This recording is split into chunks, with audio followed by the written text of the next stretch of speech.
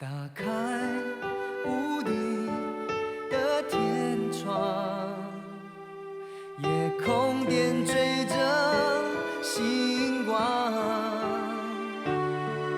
黑夜或许很漫长，却阻挡不了天亮。只要你驻守着希望，我懂你面对的困难，我明白坚持很难。别一个人承担，因为你并不孤单。其实爱就在你的身旁。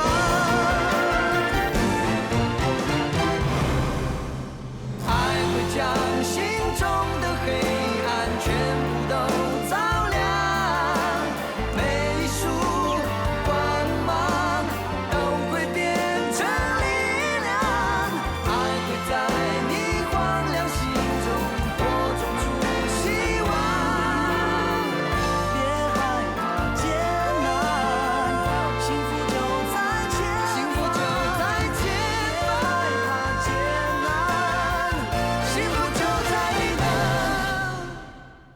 前方。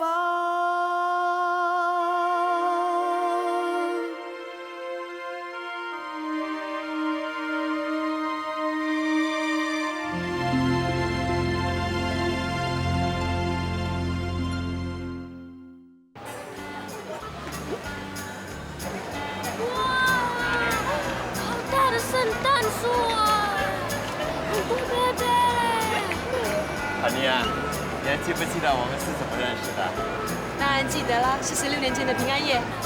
爹地妈咪，怎么没听你们说过？你们到底是怎么认识的啊？那16年前，爹地约了大学的一个女同学出来吃圣诞大餐，没想到她却爽约没出现哦。那关妈咪什么事？因为妈咪呢那时候在那餐厅打假期工，看见爹地一个人坐那边傻傻的，觉得很可怜，就好心啊上前跟他聊天。哦，就这样聊啊聊啊，你们就 fall in love 了。后来妈咪下班了，就看到李爹地在外面等我，我们就继续聊聊啊聊啊聊，就聊到第二天的圣诞早上了。哇，你们很长气哦。阿妮啊，爹地，你有没有那个爽约的女同学的电话号码？你要她的电话号码干嘛？我要谢谢她，如果不是她没有来你的约会，我恐怕就不会来到这个世界了。哈，你呀、你真的是人小鬼大啊！哎，阿妮啊，我要给你一个惊喜，我已经在我们初认识的餐馆订了位，今天晚上我们就去那里吃大餐。好啊，我已经很久没有去那里了。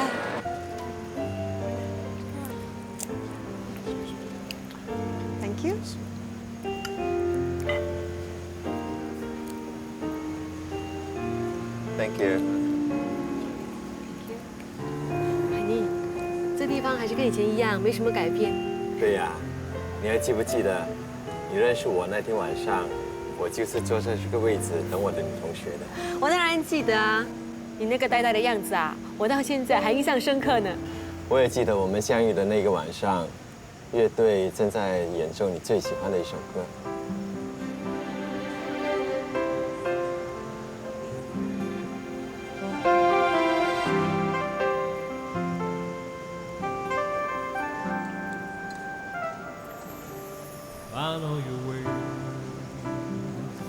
这也是你安排的，喜欢吗？谢谢你啊。爹地，我也想听歌，等一下你叫他们唱《靠阿米新加坡》可以吗？来，你可以看我的你 ，OK？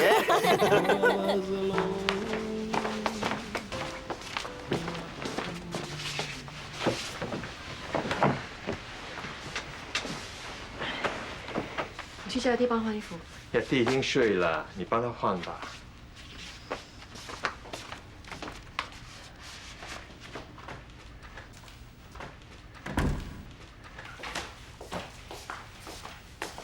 安妮啊，我有一样东西要送给你。什么来的？你先闭上眼睛。要闭上眼睛啊！来，你干嘛这么神秘？等一下，你估计知道了吗？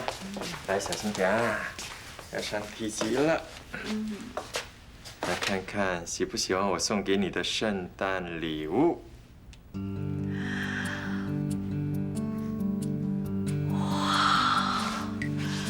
我还以为你丢掉了，你在哪里找到的啊？这可是我们2个亲手做的，你说我舍得丢掉吗？那你还记不记得，我们刚结婚的时候，我们2个还是小职员，住在3房室里面，整天梦想拥有这样的一个豪华洋房。难道你忘了？当然不会忘记啊。虽然现在离这个梦想很远，可是我相信，只要我们继续努力，我们一定能够实现这个梦想的。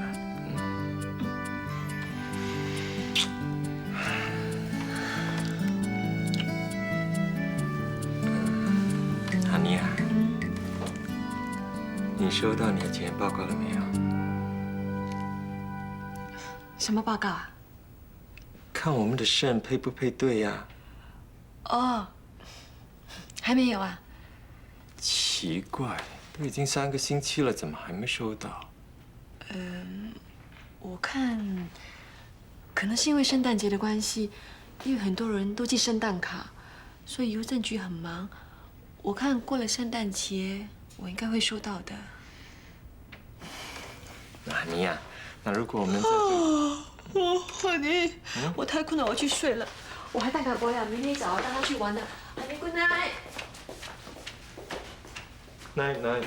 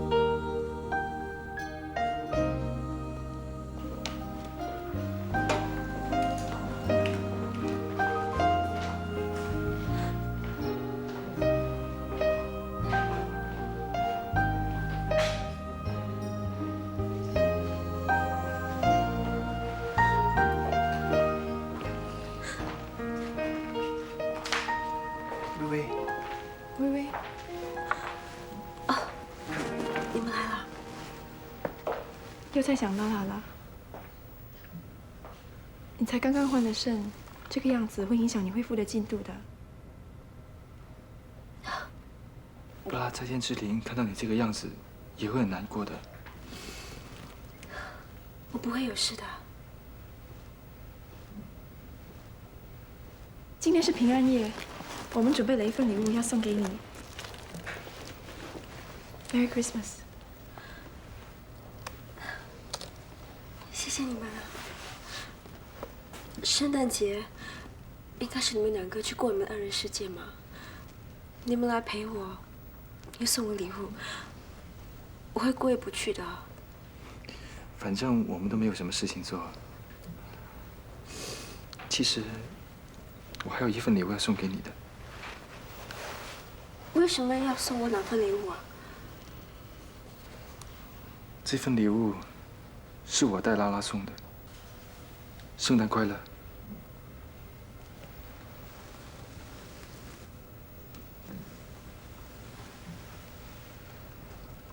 你打开来看看。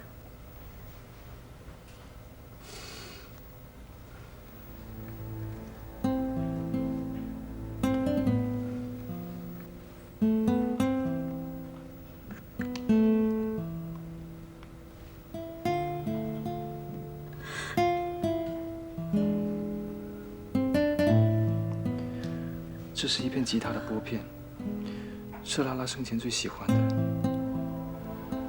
他曾经跟我说过，他希望能够一生一世的用它，来边弹吉他，边唱歌给你听。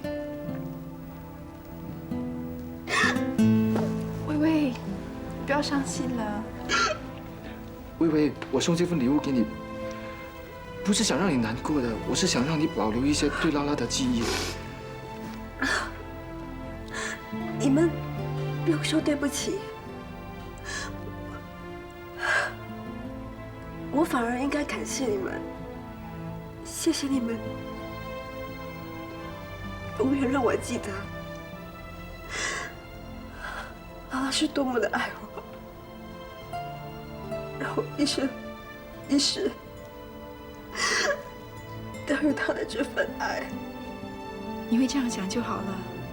拉拉知道了，一定会很开心的。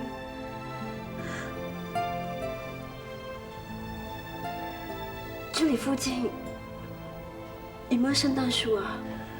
有啊，医院大堂就有一棵。我想去看看。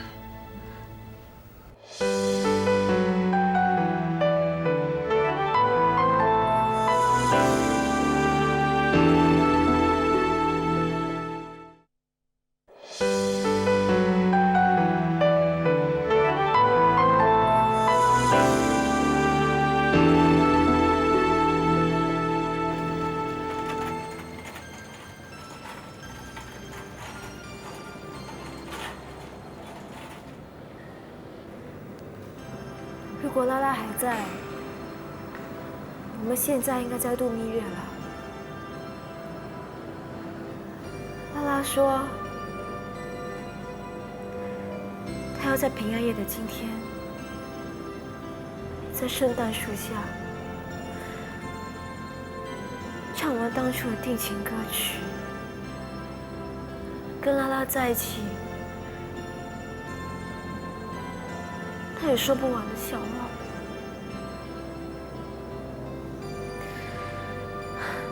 他甚至没有说过我爱你。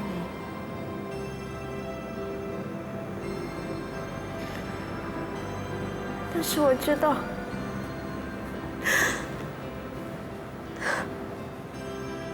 他的爱是无所不在的。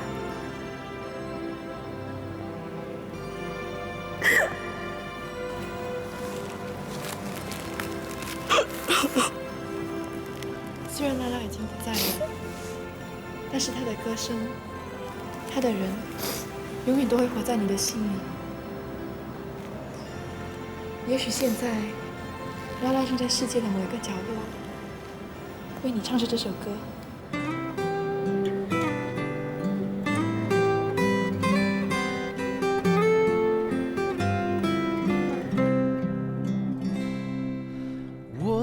相约在圣诞节晚上，说好要不见不散。想给你一个难忘的夜晚，永恒的一个圣诞。找寻着，找寻着一份最特别的礼物。找到了，找到了，你是我等待的答案。我想借由这首歌曲表达，此刻我多么幸福。你世上藏给我最好礼物，一定会让你幸福。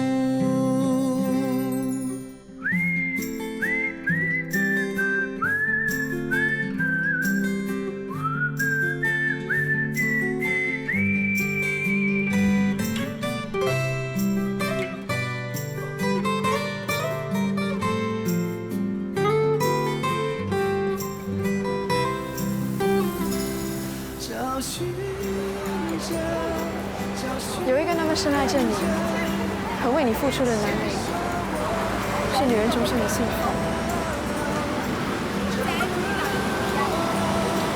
和拉拉比起来，我真的很渺小。原来爱情可以让人成长。我记得拉拉跟我说过，他说他跟薇薇在一起，就好像跟时间赛跑一样。没想到，最先输掉这场比赛的却是他。拉拉的事情让我明白，生命是脆弱的，可能随时随刻都会结束。我们总有一天会输给时间的。而最重要的是，把握现在的每一分每一秒，把它当成是生命中最后的每一分每一秒，充实的去度过。该说的话要马上说，该做的事要马上做，该让所爱的人知道的感情，要及时的表达。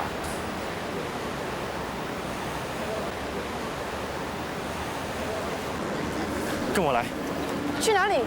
去了你就知道了。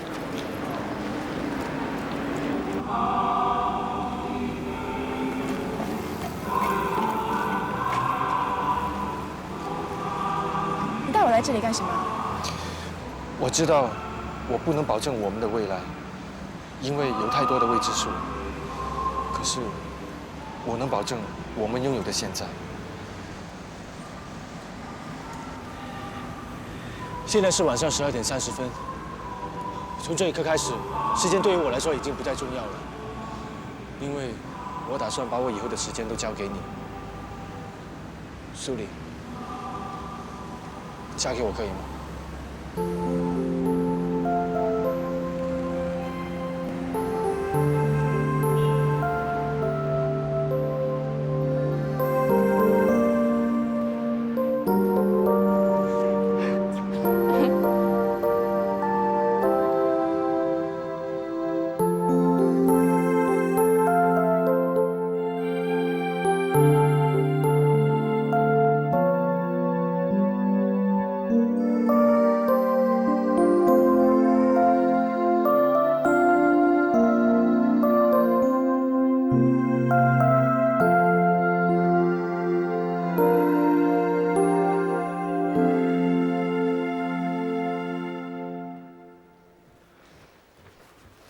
护士小姐，有什么事我能帮你的吗？哦，是这样的，3个星期前我太太来这里做检验，看她的肾适不适合捐给我，可是到今天我们还没有收到检验报告。哦，请问你的太太叫什么名字？哦，杨美珊。哦，你等一下，我帮你查一查。好，谢谢啊。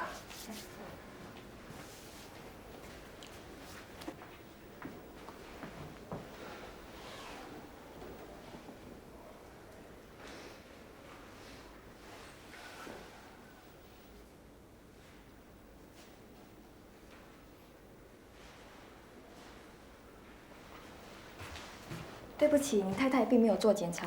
请问你有没有弄错？没错，她那天是定了时间做检查，可是她后来却没有出现。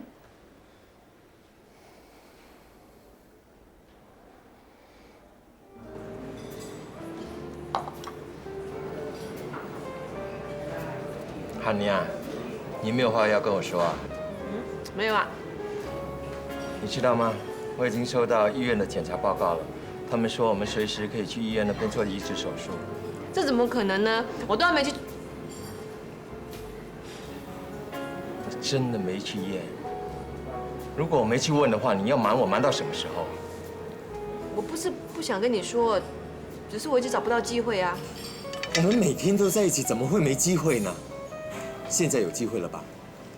那我问你，你为什么没去做检验？你是不是不愿意把肾捐给我？是啊，我是不愿意把肾捐给你。我们可是夫妻，如果换成你有病的话，我一定会捐给你的。是吗？那你捐给你妈了吗？这怎么一样呢？怎么不一样啊？说到血缘，你妈肯定来得比我亲啊。我之所以没捐给妈，是因为我担心万一发生什么事，你根本不会靠谁。而且当初你也不赞成我把肾捐给妈。我也是跟你一样，我也担心，万一我只剩下一个肾，如果发生什么意外的话，那谁来照顾阿 boy？ 海妮，你现在有病在身，自己都照顾不了自己，所以阿伯呀，更需要我来照顾的。你这根本就是强词夺理嘛！什么强词夺理啊？难道你说的是道理，我说的就是歪理吗？海妮，海妮，海汉妮，如果你把肾捐给我的话，你跟阿伯以后的生活根本就不用你操心。是吗？你1个月的洗肾费加上其他医药费已经是3000多块，现在还要用我那份薪水去顶住我们的房屋贷款，还有压弟的薪水。就算我把肾捐给你，要是排斥的话呢，还是一样要把它割出来，你还是一样要继续洗肾的。汉妮，你听我说，大部分换了肾的人很快就会恢复健康，排斥的可能性是很小的。我已经看过资料，就算不排斥的话，平均最多只能维持10年。阿伯现在才10岁，再过10年他就要读大学，说不定要读硕士或者是博士。你能照顾他到那个时候吗？你明知道我会照顾你们母子的。哎呀，我懒得跟你多说了。汉妮，汉妮。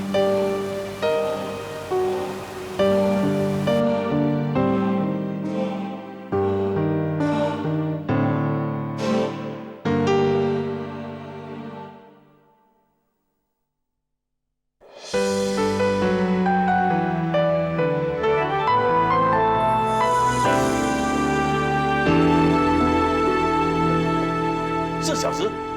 什么事情需要4小时？哎，你不要跟我解释了啊！那，总而言之呢，我给你2个小时，2个小时之后呢，我要在卡拉 OK 看到你 ，OK？ 这个蠢爷不知道搞什么鬼。Mr. Lee， 你就不要生气了，戏外一定是什么重要事要做。有什么事情比公司的生意还要重要了？别忘了，这2个中国客户是我们公司的大客户啊。说的也是，哎，不过话说回来，戏外最近每天都很准时下班，一到时间就不见人影。他到底在外面做什么？你说他会不会偷偷在外面兼职？他又不是不知道，我们公司的条例呢，员工是不可以兼职的。要是让我发现他在外面兼职的话，我会对他不客气的。也许是他家里出现了经济问题，他才需要出去做兼职，你就不要太为难他了。哎 ，rules 啊 rules，OK， 我不管他有什么原因，只要他犯错的话，我一定会公事公办的。来，我们走吧。应该帮我来。哎，关总、张董，对不起啊，我迟到了啊。哎，小许，你迟到也太离谱了吧？都4个小时了，我们嗓子都喊哑了。对不起啊，我是有事耽搁了。什么事情这么重要，需要10个小时啊？别说这么多，迟到了罚酒1杯，来。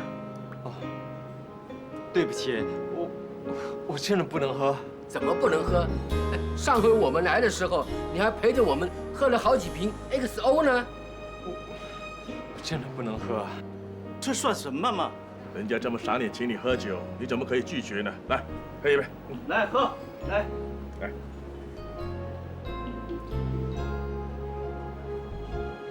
你这是什么意思啊？我们请你喝酒，这为难你了。对呀，买了房子，那态度就不一样了。你们不要逼他了，他是怕回家被他老婆发现他满身都是酒味，到时啊，老婆不让他上床。原来是怕老婆呀。可以理解，可以理解。我们国内也有很多妻管严。这样吧，这杯酒我帮他喝了，不要害他回家被老婆骂。好，爽快！哎，李先生啊，以后啊多请几个像艾瑞这样的员工招待我们呢，哎，我们才能够尽兴呢。会的，会的。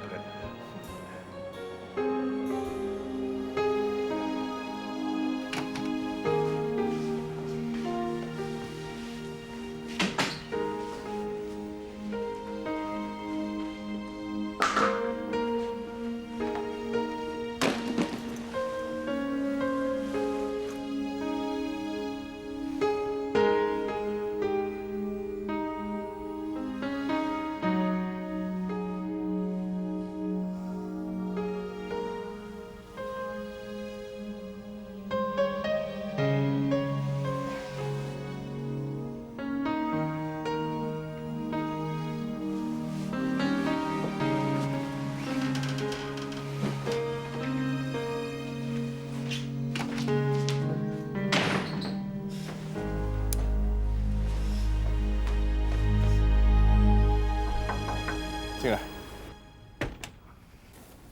，Mr. Lee， 对于昨天晚上的事，我可以解释。算了，昨晚的事我不想再追究。我真的有我的原因。我都已经说过了，我不想听任何的解释。坐下吧。那张董和关总呢，想看看我们公司几个新的发展中的 project， 如果他们觉得满意的话，很可能会跟我们公司合作一起发展。所以呢，我要你们两个今天去招待他，带他去看看我们新的 project。如果事情成功的话，昨晚的事就一笔勾销。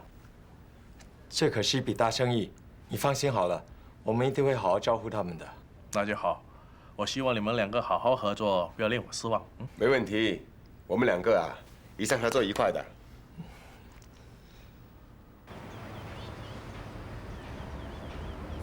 后面呢是地铁站。哎，新加坡啊，什么都好，就是天气太热了。对呀，新加坡天气啊，一年四季都这么酷热。小许啊，穿成这样不热吗？哦，习惯了，我已经习惯了。张董，这是我们公司最新投标的一块地，在这里呢会发展成一个高级住宅区。这个地点在新加坡可说是数一数二的，附近呢有很多的公共设施，交通也很方便。你们两位见识广，能不能够给我们提供一些宝贵的意见？中国人呢最实际了，要物有所值，当然环境也是很重要的。我们是很注重风水的，如果有山有水就更好了。哎，这里靠近花波山，而且很靠近海，不如这样吧，我们到山顶去看看。好啊。好啊。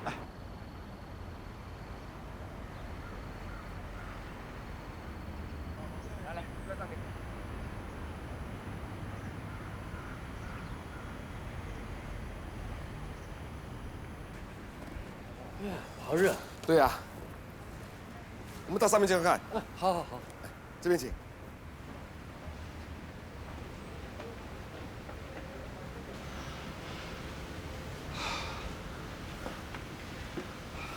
哦，这里蛮高的哈。是啊是啊，不错不错啊。来喝点水。好好好。关总。哎，谢谢谢谢啊。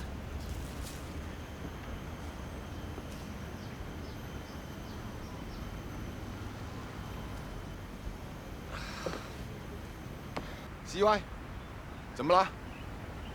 没事吧？哎，我们看的那块地在哪里？就在那边啊。到时候发展起来就完全不一样了。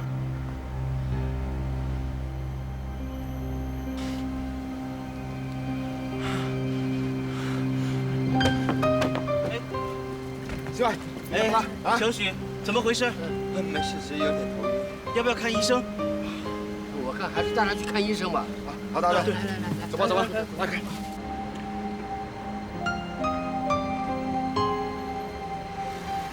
原来你得了肾病，怎么不告诉我们呢？早知道就不要你这么辛苦，在大太阳底下跟我们到处走。哦，难怪那天大家有你喝酒，你就是不肯喝。其实你这样做也对，搞不好喝多了会发生什么意外，我们可负不起这个责任。Aaron， 你可不可以不要把我患有肾病的事告诉 Mr. Lee？ 什么？这样做有点违反公司的条例啊。那如果我有什么得罪的地方，我慎重向你道歉，跟你说声对不起。哎，虽然在公司上有时会有些摩擦，可是大家为公司利益着想，我怎么会怪你呢？所以我说你是一个宽宏大量的人，就看在我们同事一场，我希望你帮我保守秘密。我很难做。你要知道，我不但要养家，现在又要定期洗肾，我真的不能失去这份工作的。好吧，好吧，我就答应你了。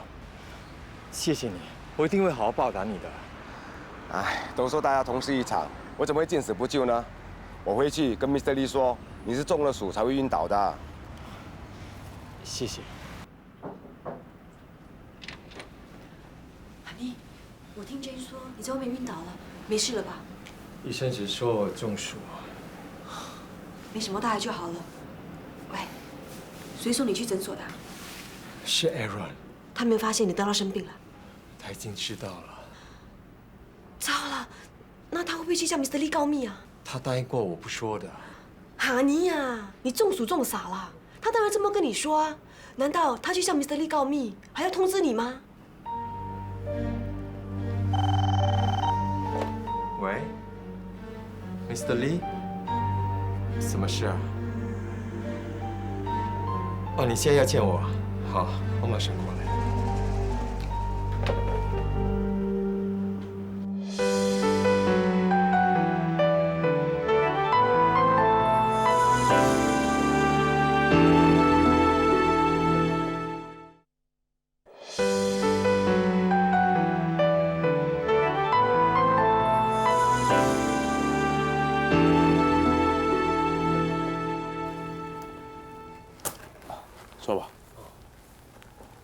你在我们公司工作很多年了，有10多年了。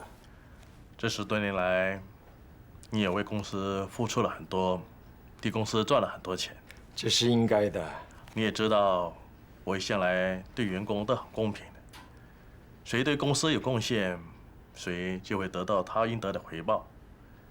如果谁犯了错，谁就应该负起这个责任。这个我明白。你明白就好。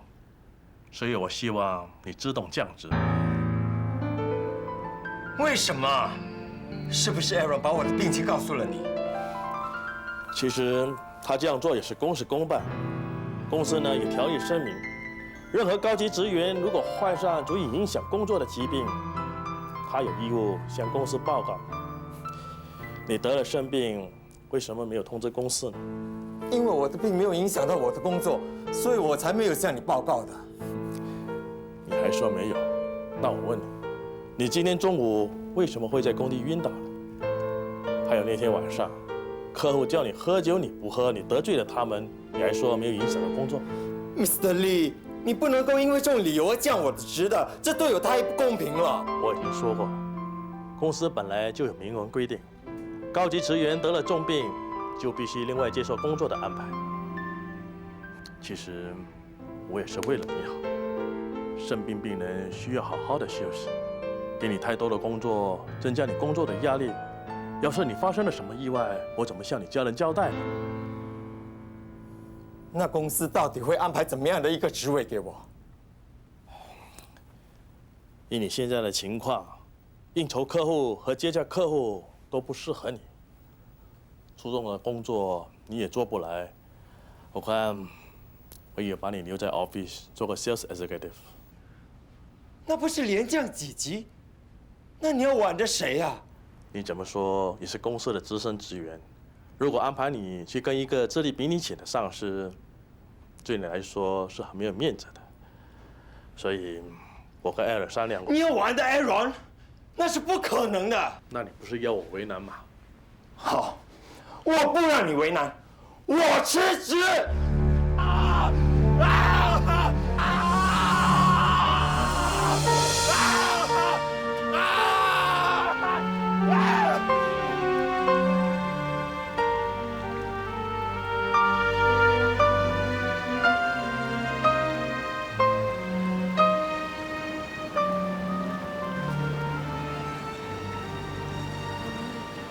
你还好吗？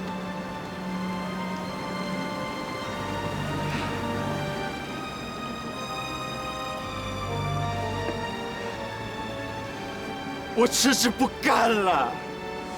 说什么我为这间公司卖命了这么多年，现在他们这样对我，你叫我怎么咽得下这口气？你说的没错 ，Mr. Lee 太不近人情了，不但降你的职，还要你 under Aaron， 要你怎么去面对公司的人？怎么说你现在也是跟他平起平坐的？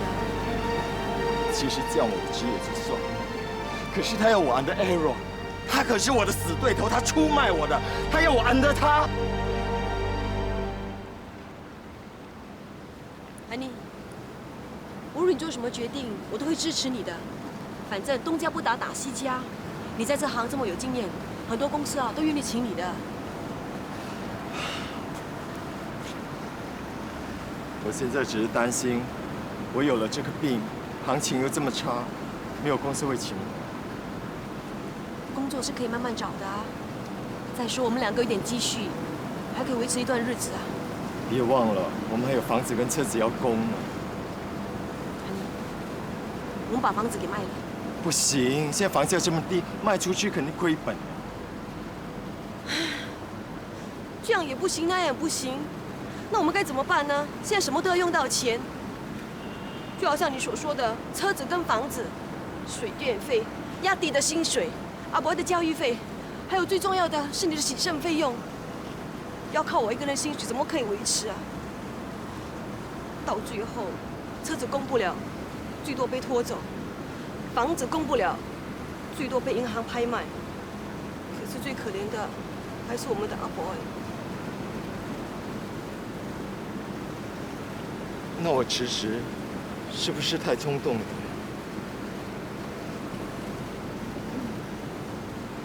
怎么说，总是一份薪水啊。那韩妮，你想想看，你以后工作就不会那么繁忙，而且压力不会那么大。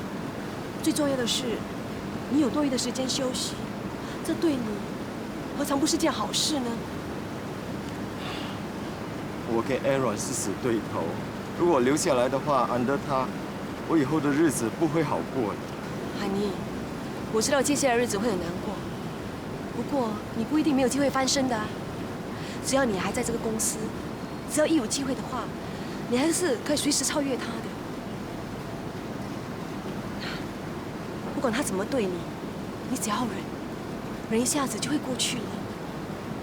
你只要记着，你这么做，全部都是为了我们一家人。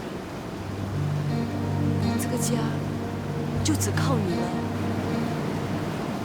不过韩妮，我还是那句话，工作压力虽然是很大，但是我也不愿意看到你受委屈。无论你做什么，我都会支持你的。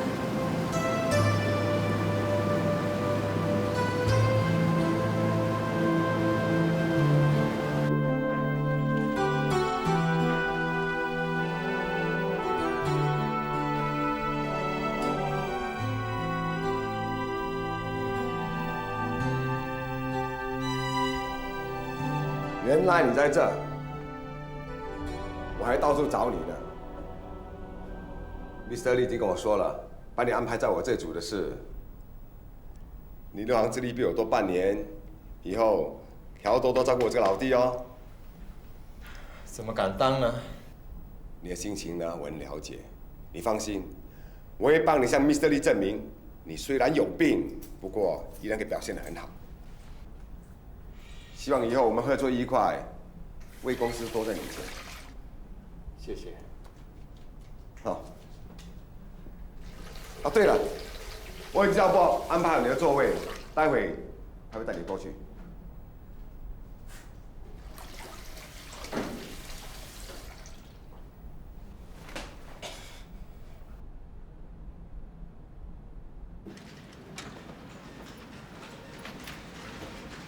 我特地为你选了一个风水位，这整个办公室是独一无二的，保你身体健康。那就是这个座位。哎呦，怎么那么乱啊？我刚才已经叫那清洁嫂清理过的，我现在去叫她过来啊。不用了，我自己来。对了，CY， 为了欢迎你加入我们这一组，我和鲍比呢就特地买了个礼物要送给你。我们知道以前办公室里一看出去就是无敌的风景，现在在这边一定很不习惯，所以我们买了这幅画送给你。没有风景看，至少有一幅画也不错，对不对？谢了。对了，有点事想叫你帮忙，可是我不知道你做不做得来。喂 ，CY 身体有病，你不要欺负他，叫他做繁重的工作。我们大家都同事嘛，我怎么会这么做呢？而且这是我们找到最轻松的一份工作了。你要我做什么？这样一副应该是没问题吧？哈，没问题，那就好。这一叠呢，就帮我从第8页印到80页，要10份，全部是单面的。而这一叠呢，就帮我从第103页印到第198页，要25份，全部是双面的。而这一叠呢，就帮我从第30页印到第70页，也是要25份，而且10份要是双面的，其他是单面的。要快点哦，等下开会所用到的。那什么时候开会？10点。10点？你现在才交给我影印，现在已经9点50分了。哦，是吗？那你就要更加快点喽，不然等下迟了，Aaron会很不高兴的。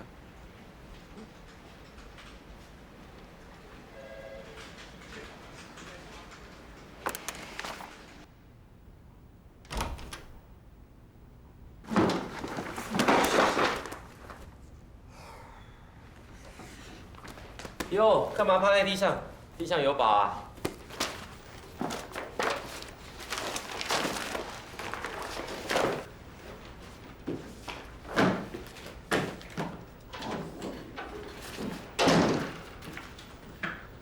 这是什么？开会的资料。今天开会不需要这些资料。那等那女叫我印。是吗？这样一定是我搞错的了，对不起啊。拿去当废纸吧，我们开会。我有叫你坐下来吗？你不是说开会吗？我好像没有说需要你开会啊。我这是为你好。这些为公司伤脑筋怎么赚钱的会议，对你来说实在太劳神了。你还是做一些不太需要用脑的工作比较适合你。我现在是肾有问题，而不是脑筋有问题。还是不用了。你想想，如果你有什么三长两短的话，我怎么向你家人交代？啊，这样吧，你到楼下帮我买几杯咖啡。买咖啡应该不会太难吧？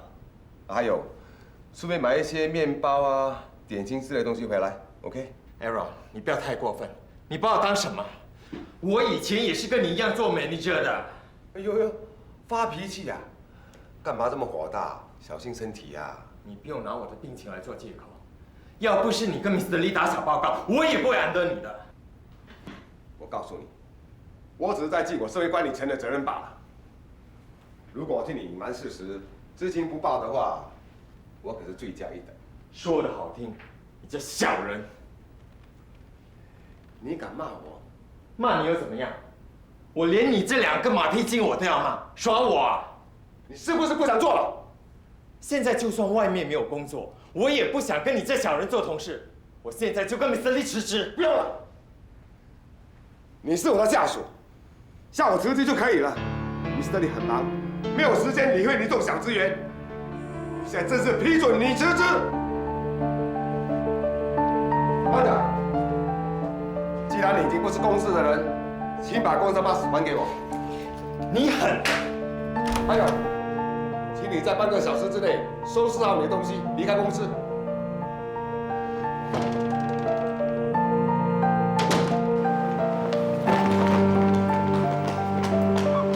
汉妮，汉妮，汉妮，你干嘛突然辞职啊？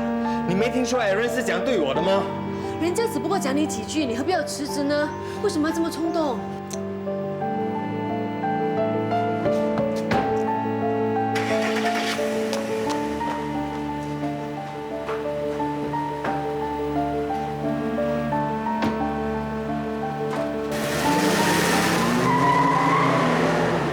你忍 Aaron 不是没事，你又不是不了解他的为人，干嘛跟他一般见识啊？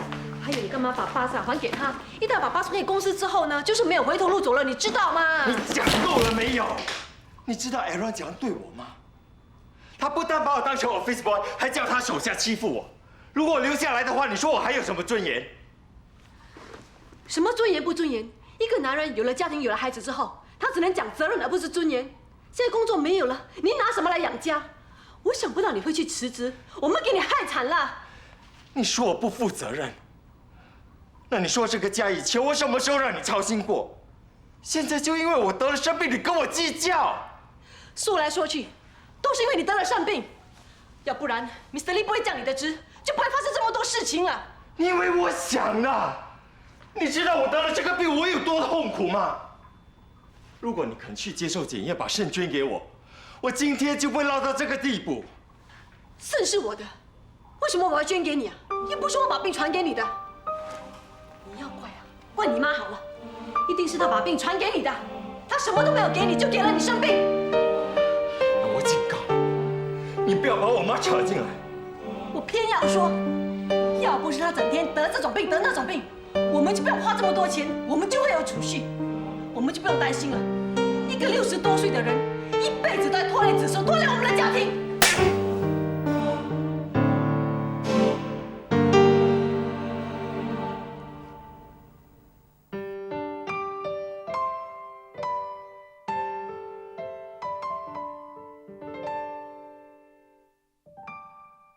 打开无底的天窗，夜空点缀着星光，黑夜或许很漫长，却阻挡不了天亮。只要你驻守着希望，我懂你面对的困